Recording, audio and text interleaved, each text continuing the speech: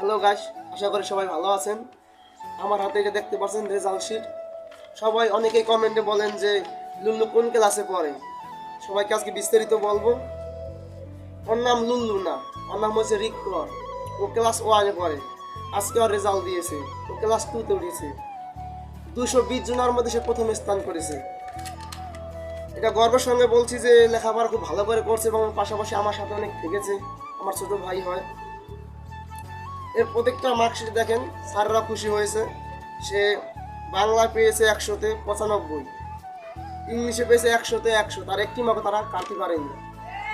গণিতে পেয়েছে 94, বাংলাদেশ ও বিশ্ব পরিচিতি পেয়েছে সে 88, ধর্মে পেয়েছে 97 এবং প্রাথমিক বিজ্ঞানে সে পেয়েছে 99। তার জন্য সবাই আশীর্বাদ করবেন, সে যেন বড় হইতে পারে। সে 220 জনের মধ্যে আজকে সে প্রথম স্থান করেছে। আমরা গর্বিত সবাই।